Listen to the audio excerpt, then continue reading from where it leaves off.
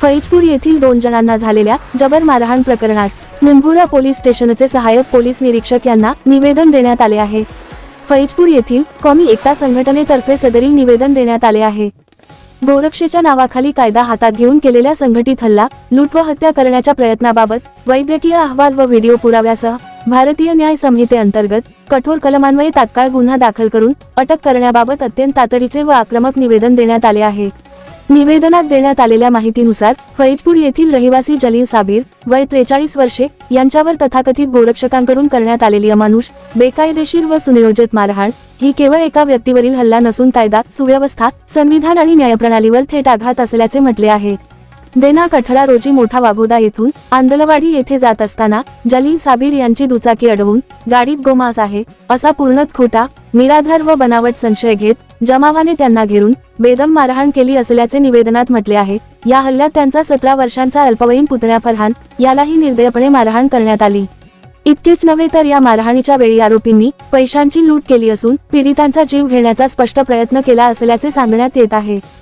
या घटनेत जलील साबीर हे गंभीर जखमी झाले असून त्यांच्यावर जळगाव शासकीय वैद्यकीय महाविद्यालय व रुग्णालयात उपचार सुरू आहेत। या निवेदनासोबत अधिकृत वैद्यकीय अहवाल संलग्न असून त्यातून झालेल्या गंभीर दुखापती व जीवितास धोका स्पष्टपणे सिद्ध होतो। यावेळी महत्त्वाचे पुरावे म्हणून मारहाणीचा व्हिडिओ, ज्यामध्ये जमावाकडून दोन्ही पीडितांना अमानुष मारहाण होत असल्याचे स्पष्ट दिसत आहे। सर्व आरोपींची चेहरेपट्टी व ओळख निर्विवादपणे स्पष्ट आहे। सर्वोच्च न्यायालय व उच्च न्यायालयांनी वेळोवेळी स्पष्ट निर्देश दिले आहेत की गोरक्षेच्या नावाखाली कोणालाही कायदा हातात घेण्याचा अधिकार नाही।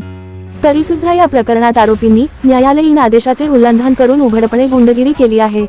यावेळी सर्व आरोपींना तात्काळ अटक करण्यात यावी, पीडित, त्यांचे कुटुंबीय व साक्षीदारांना पोलीस संरक्षण देण्यात यावे अशा मागण्या केल्या आहेत। अशा प्रकारच्या तथाकथित गोरक्षक टोळ्यांचे नेटवर्क उघड करून त्यांच्यावर संघटित गुन्ह्यांतर्गत कारवाई करण्यात यावी अशी मागणी करण्यात आली आहे। यावेळी पुरावा म्हणून मारहाणीचा व्हिडिओ आणि वैद्यकीय अहवाल देण्यात आला आहे। सदरील निवेदनाची प्रत राज्याचे गृहमंत्री तथा मुख्यमंत्री तसेच अल्पसंख्याक अध्यक्ष महाराष्ट्र राज्य, जिल्हा पोलीस अधीक्षक जळगाव, विशेष पोलीस महानिरीक्षक नाशिक विभाग यांना देण्यात आली आहे। सदरील निवेदन देताना कौमी एकता फाउंडेशनचे पदाधिकारी व नागरिक मोठ्या संख्येने उपस्थित होते। न्यूज एनी टाइम साठी कैफ खान यांची रिपोर्ट।